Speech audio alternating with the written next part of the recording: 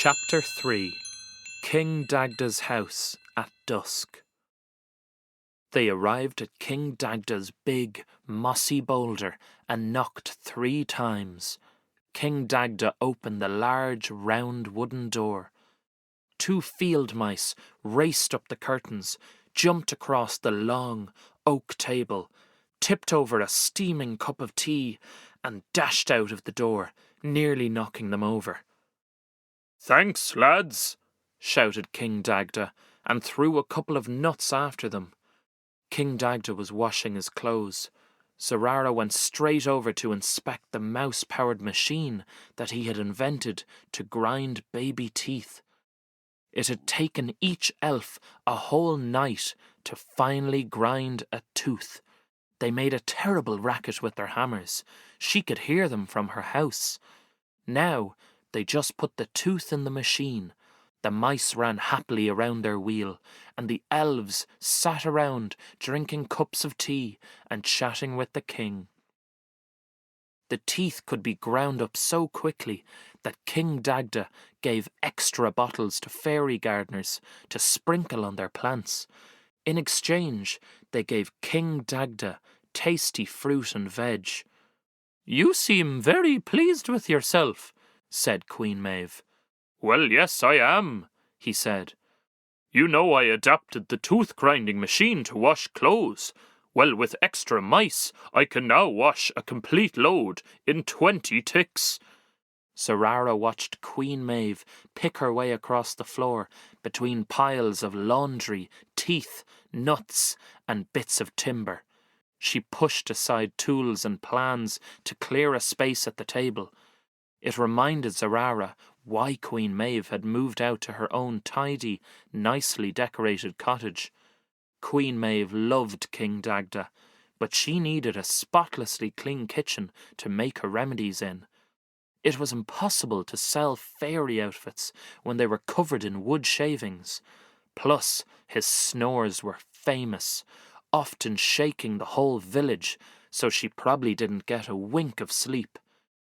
King Dagda grabbed a dressing gown and gave Queen Maeve a big hug and a kiss on the head. "What is this?" he said, removing a piece of leaf from her hair. "You look like a bush." "Well, you know it's the same every year at the end of summer party," she said. "The pixies always get out of hand, dive-bombing off the pier into the lake. Then the young fairies join in and catch colds. I'm nearly out of wild strawberry fever syrup. I've lost count of all the pots of icy mint headache tea I've made. I've been flying around for a week, treating cases of fairy flu." King Dagda was listening sympathetically. He hung the big black kettle over the fire and filled the teapot with chamomile flowers. "Well, did you see the plastic water bottle some human threw outside my door?" said King Dagda. "I'm going to have to drag it all the way to the recycling bin." That's not the worst," said Queen Maeve.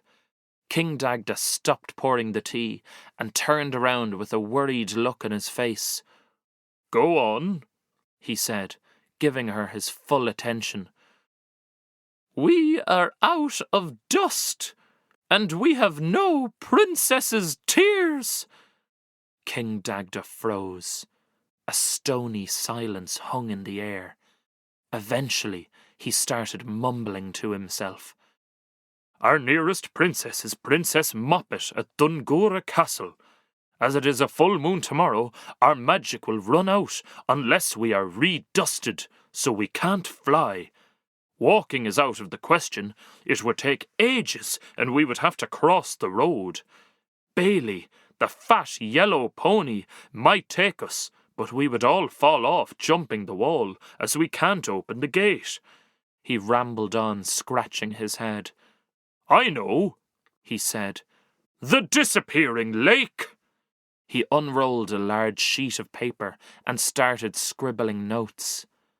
"He may be messy," thought Zarara, "but you can always trust the king to come up with a plan."